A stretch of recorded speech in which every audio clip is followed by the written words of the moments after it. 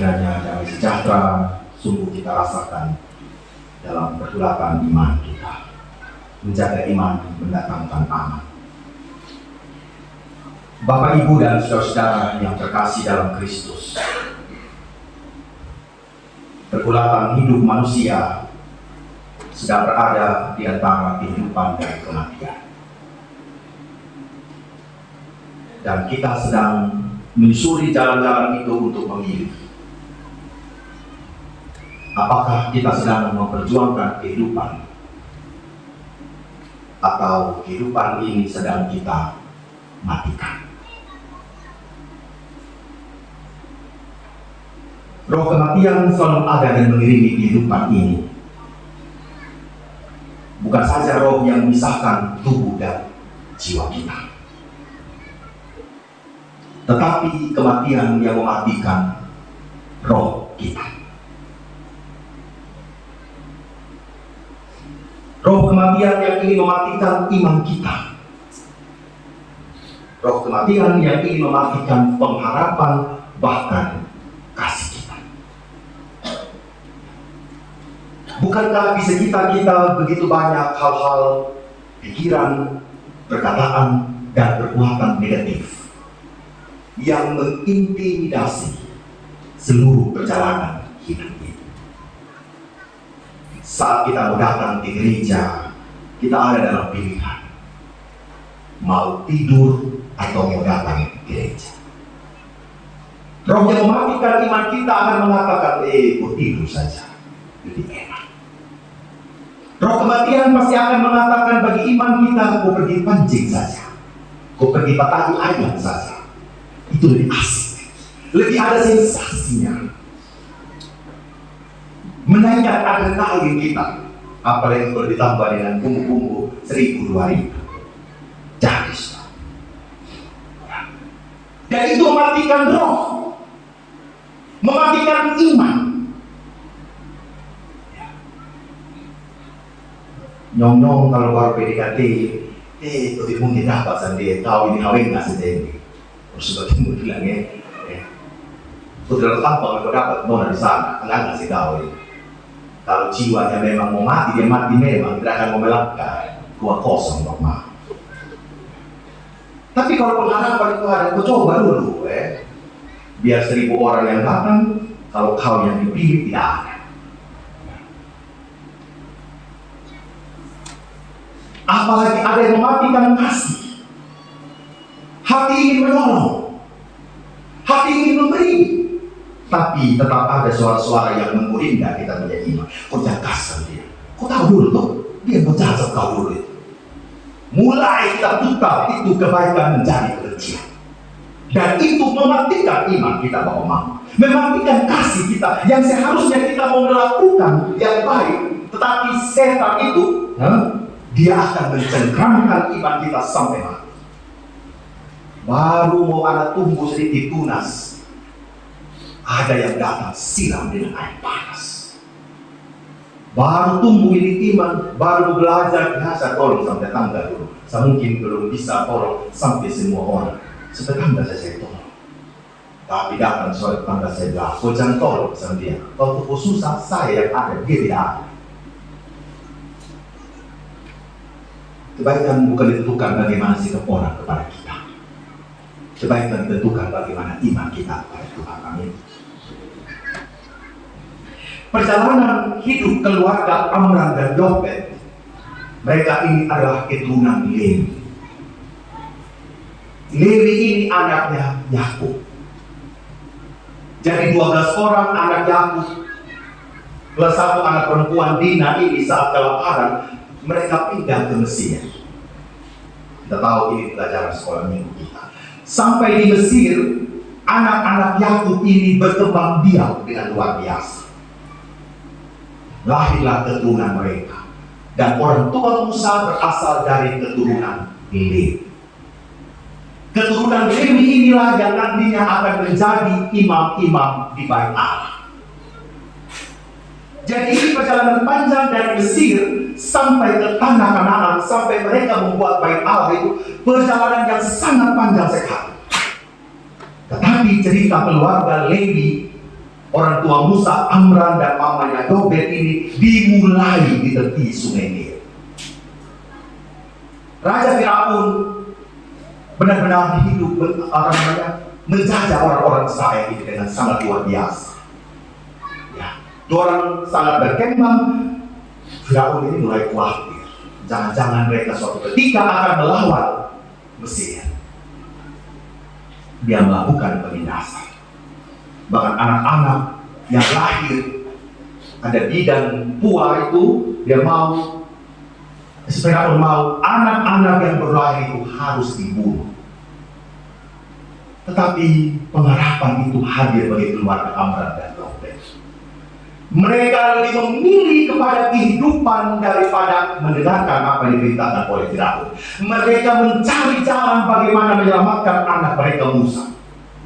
Miriam dan Harun sudah lahir, kakaknya Musa. Keluarga ini mengambil sebuah keputusan. Bagaimana supaya anak ini selamat. Keluarga ini tidak pasrah kepada sebuah kekuasaan yang mematikan.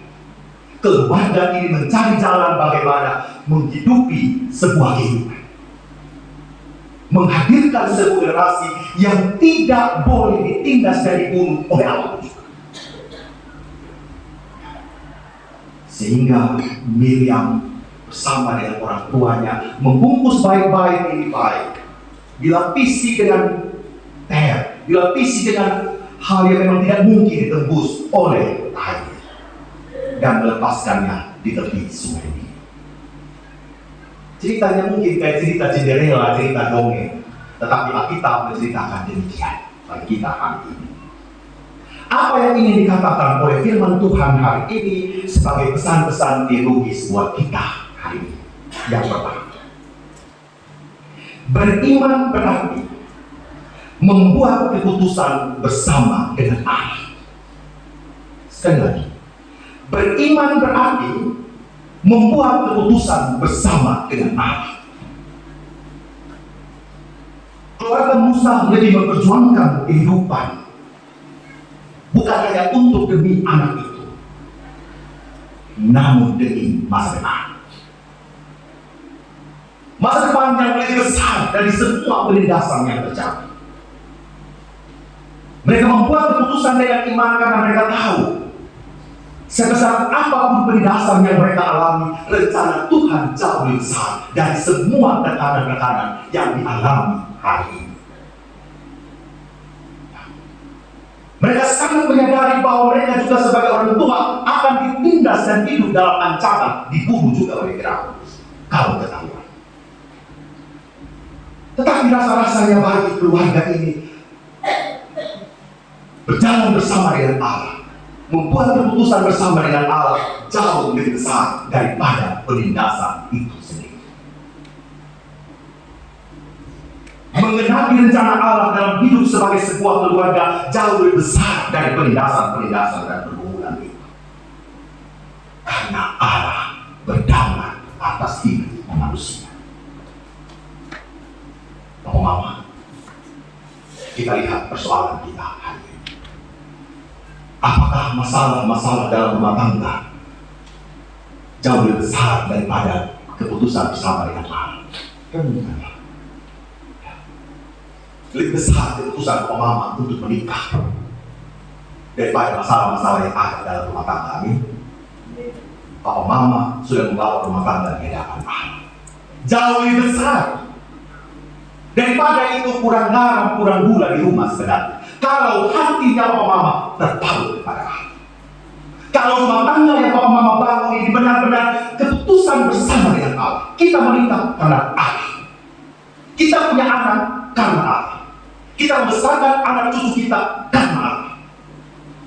Jauh lebih besar.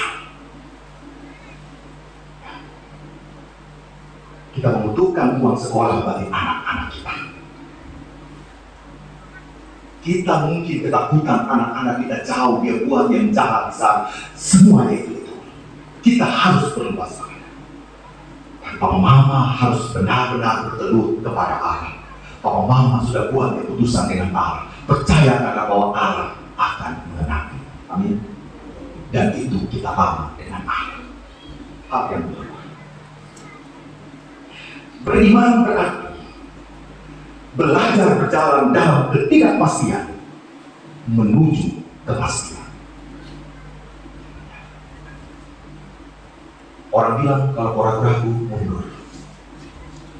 Beda dengan Allah. Orang ragu maju. Contohnya para caleg sekarang. Siapa yakin mereka menang? Tetapi ini adalah pertanyaan maju. Jemaat ini 8 tahun lalu memiliki keputusan untuk mengalah. Kita tidak tahu bagaimana anggaran kita. Kita tidak tahu berkatnya dari mana. Kita tidak tahu juga kursi-kursi ini perlu atau tidak. Kita sudah bapak itu juga tidak tahu juga saya ini sifat saya seperti apa. Begitu Bapak. Bisa jadi jalan saya jalan sama Mama. Bisa jadi jalan saya menjadi pendeta yang lain. Bisa saja. Tetapi dalam ketidakmungkinan itu, dalam ketidakpastian itu, kita berjalan. Bapak Mama yang punya anak kuliah di luar Sumba, saya percaya pasti penuh dengan ketakutan melepaskan anak-anak. Biayanya bagaimana, bisananya bagaimana, dia ketemu teman yang baik atau tidak, dosennya bagaimana, dan semua pemikiran-pemikiran tidak pasti. Dan kita sedang berjalan. Karena apa? Karena Allah menggendong kita. Allah tidak meninggalkan kita ketika kita membuat keputusan yang baik.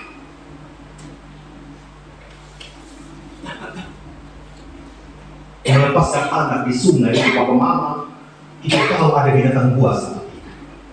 Melepaskan ranjang di sungai itu tidak tahu tenggelam atau tidak, kita tahu. Tapi bagi keluarga Musa, tidak pasti di sungai.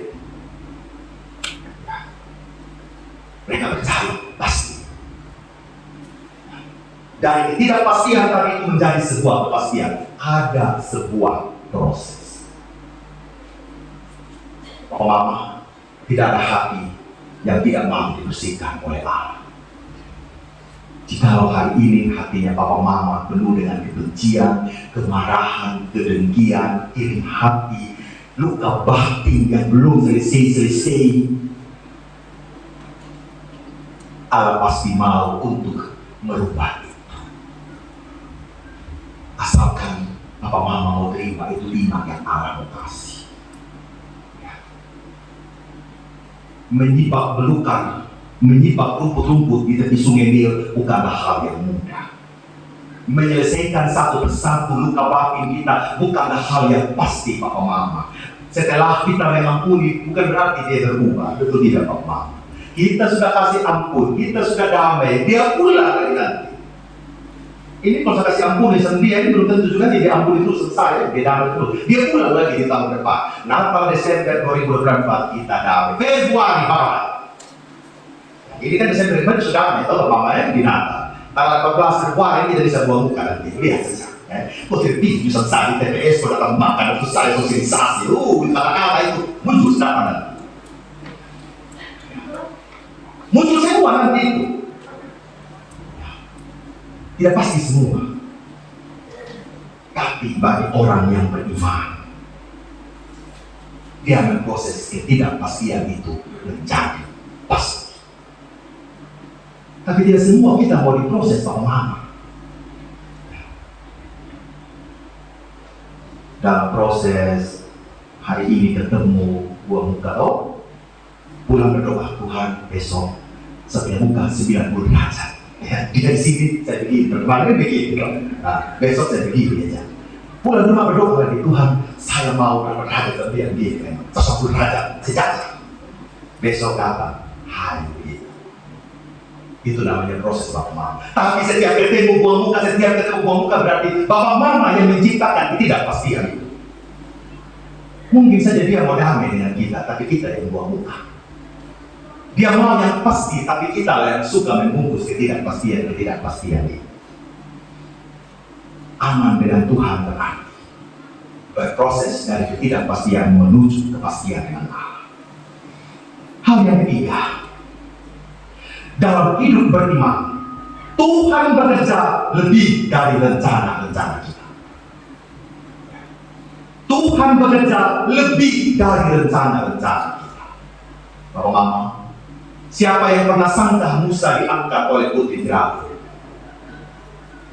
Kalau Miriam tidak bungkus baik-baik dengan air ditaruh di tepi sungai Nil, dilalah orang Jawa bilang tiba-tiba ada yang tolong di sana, putri Firaun.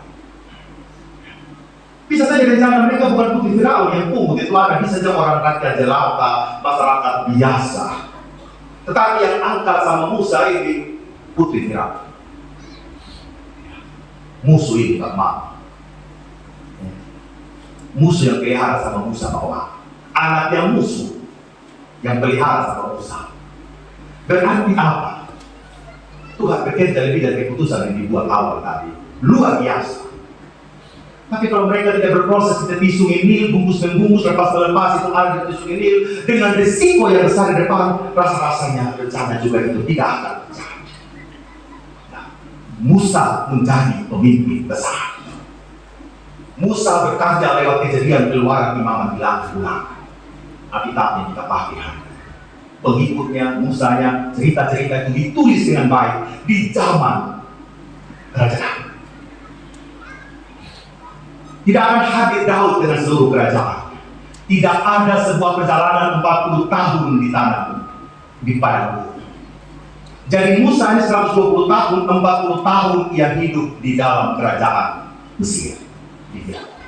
Dia dididik dengan baik. 40 tahun ia hidup bersama dengan mertuanya di Midian, Imam Yitro. Sehingga dia mengambil anak Imam Yitro yaitu Zipora. Lahir anaknya namanya Gerson.